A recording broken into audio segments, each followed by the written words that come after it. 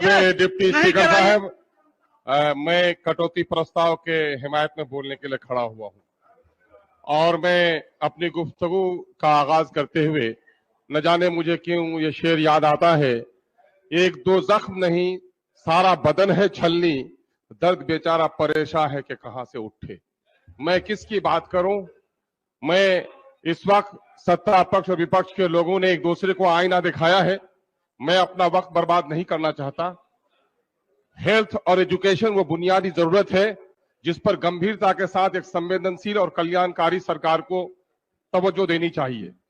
मैं समझता हूं कि मंत्रिमंडल में सबसे सेहतमंद मंत्री हैं हमारे हेल्थ के और कोशिश जरूर ये करते रहे होंगे।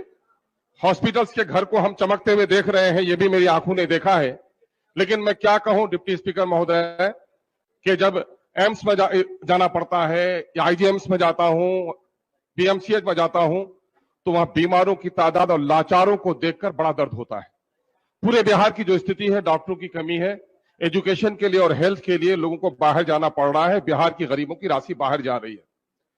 मैं इतना अनुभव शेयर नहीं कर सकता। मैं तो देखता हूं कि गांव में आज भी पेट में बच्चा लिए औरतें मर रही हैं, हॉस्पिटल डॉक्टरों से खाली हैं, नर्सें भी नहीं समय पर जाया करती हैं और आबादी के अनुपात में डॉक्टरों की और नर्सों की बड़ी कमी है। सरकार को इस पर तवज्जो देनी चाहिए और बिलखुसूस वो जो इलाके बैकवर्ड हैं, जो इलाके आपदा पीड़ित हैं, सड़क और पुलों से वंचित हैं, उसमें हमारा क्षेत्र आता है सीमांचल का। और सीमांचल की स्थिति महोदय, प्रति व्यक्ति आय कम है, मेलन्यूट्रिशन सबसे ज्यादा वहां पर है। उस इलाके में तवज्जो देने की जरूरत है। चाहे हॉस्पिटल हमारा 94 में बना 22 अनुमंडल महोदय, आज तक इन 28 सालों में भी वहां पर आज तक अनुमंडल का हॉस्पिटल हमारा नहीं बन सका है महोदय। मैं समझता हूं कि मंत्री जी इस पर तवज्जो देने का काम करेंगे। सीमांचल के सारे हॉस्पिटलों का बुरा हाल है, उस पर तवज्जो देने की जरूरत है। जहां तक मैं समझता हूं कि समाज कल्याण का मामला है, तो इनके आंगनबाड़ी की हालत बड़ी खराब है। मंत्री जी को तवज्जो देनी चाहिए। आंगनबाड़ी की जो हालत है, इसमें जो सुपरवाइजर इन्होंने बहाल किया है, तो जितने पहरेदार बने उतने हिस्सेदार बने हैं। 2500 से 3000 रुपए प्रति आंगनबाड़ी वसूल किया जा रहा है और अगर वो हो रहा है तो मंत्री जी को तवज्जो देनी चाहिए। जहेज उत्पीड़न का मामला, आज बेटियां जहेज के लिए तरपाई जा रही है, शौहर छोड़ के दिल्ली में शादी कर लेता है। महिलाओं की तकलीफ को सुनने के लिए कोई समाज का जिम्मेदार खड़ा नहीं है। महिला आयोग को भी इन लोगों ने अब तक गठन नहीं किया। महिला के बारे में सरकार की संवेदनहीनता क्या है, ये दर्शाता है। महोदय, हम पीड़ित हैं सबसे ज्यादा अगर हैं तो हमारा क्षेत्र आपदा पीड़ित है महोदय। एक तो आपदा से पीड़ित है महोदय, समय में पीड़ित मत कीजिए, 2 मिनट का समय दीजिए महोदय। मामला ये है कि सारी घनी नदियां, और मैं समझता हूं कोमल हृदय की है हमारी मंत्री महोदया जो आपदा को देख रही है इस वक्त। मैंने आज 1-1.5 साल से जो सरकार बनने के बाद जब सदन में हम लोग आए हैं, पहले फरियाद यही लेकर आए हैं कि जो लोग हमारे महानंदा कनके डोक में कटे हैं, 2000 से ज्यादा लोग विस्थापित हैं, आज तक उनको राशि नहीं मिल पाई। मैं आभारी हूं कि अभी लगभग 75 आदमी को जमीन इन्होंने दिलवाया है। तकरीबन 2000 लोगों को जमीन देने की जरूरत है। आपदा के मामले में हमारी खेतियां बर्बाद हो गई।